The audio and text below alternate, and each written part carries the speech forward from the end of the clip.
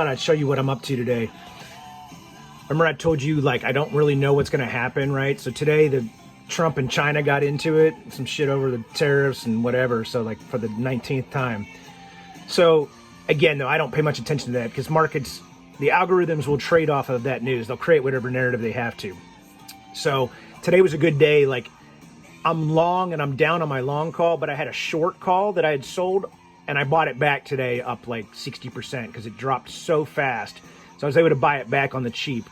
I've got like a whole bunch of things I'm buying back right now. It was nice that CleanSpark kind of fell back down so I don't get those shares called away.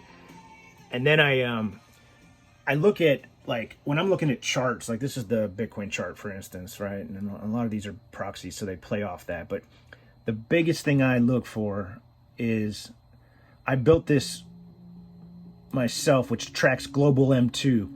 And then what I did is I set it off by 12 weeks because it typically takes, from the time dollars are printed and introduced into the system, it takes about 10 to 12 weeks for them to, because, you know, they pay for your gas, they pay for the restaurants, they pay credit cards, they pay whatever, and eventually they find their way into the further out the risk curve, like Bitcoin.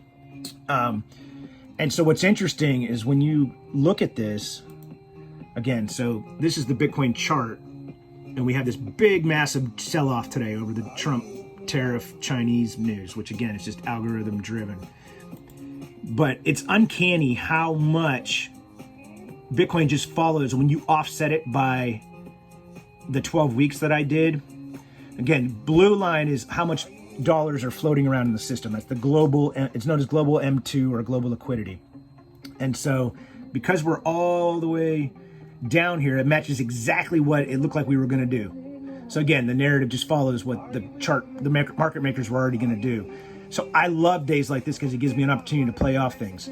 And then I'll like come over and I'll say, okay, I want to look at the liquidation levels. Like what is out there? This is where all the degenerates, the degens as I call them, are going in with leverage. And leverage is dangerous. I rarely use it. I'm actually thinking about using a little bit right now. But this gives you an idea. This line right here is where we're at, okay? Anything to the left of it, these guys over here, that's what's left to be liquidated. Those are the longs that are left to be liquidated. So if I would have shown this to you a couple hours ago, there was a whole bunch of stuff. So all this stuff got liquidated right here. So like in the last 24 hours, we're up 23% of liquidations. Tons of people got liquidated. It means they lost their money because they were betting, their degens betting long, and the price dropped so fast that they got that money taken away from them. So that's gone. It's off the table. Now the risk is to the other side, which is why it's one of those rare times when I'm considering going leverage myself. But I'm definitely a buyer here because there's a lot of shorts now that they're going to want to take out all the way up to the 124 level from the 117 we're at right now. Right, so now that that's wiped out, they're going to wipe out these guys.